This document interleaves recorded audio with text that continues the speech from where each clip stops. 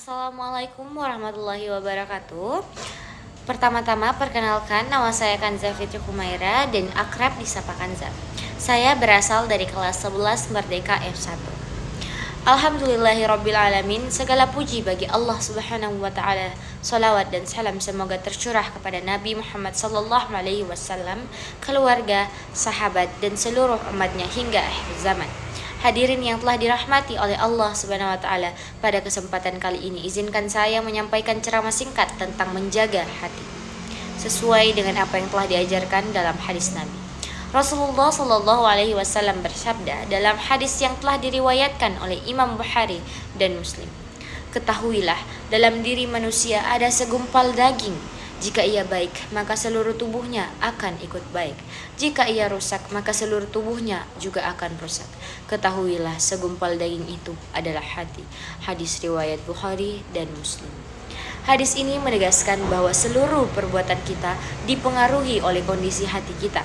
Jika hati kita dipenuhi niat yang baik, maka ucapan dan perbuatan kita pun akan menjadi lebih baik. Tetapi jika hati kita dipenuhi iri, benci, sombong, ataupun dendam, maka semua tindakan kita akan ikut tercemari. Hadirin sekalian, Rasulullah Shallallahu alaihi wasallam juga mengingatkan tentang pentingnya menyucikan hati dari penyakit-penyakit batin. Dalam hadis riwayat Muslim, beliau telah bersabda, "Seorang muslim adalah saudara bagi muslim lainnya.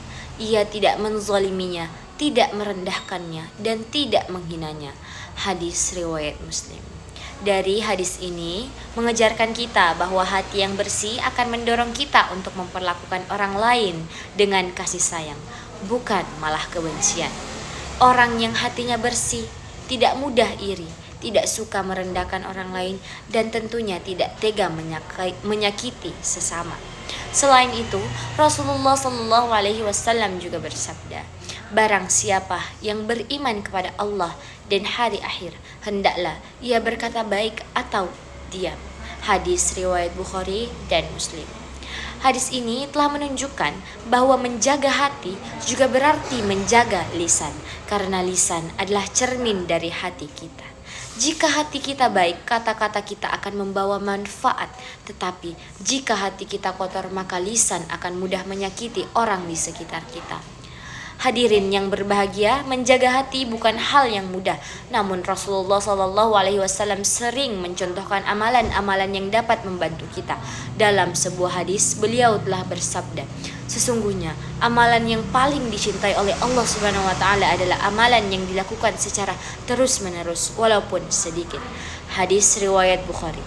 Artinya, hadirin sekalian, hati akan tetap lembut dan bersih jika kita mengisinya dengan kebiasaan baik setiap hari, seperti berzikir, membaca Al-Quran, bersedekah, memaafkan orang lain, dan tentunya menahan diri dari amarah. Di akhir ceramah ini, marilah kita berdoa agar Allah Subhanahu wa taala membersihkan hati kita dari penyakit-penyakit batin, menjadikan kita hamba yang rendah hati, penyayang, dan tentunya selalu istiqomah dalam kebaikan. Mungkin hanya itu yang dapat saya sampaikan, kurang lebihnya mohon dimaafkan. Sekian dari saya. Assalamualaikum warahmatullahi wabarakatuh.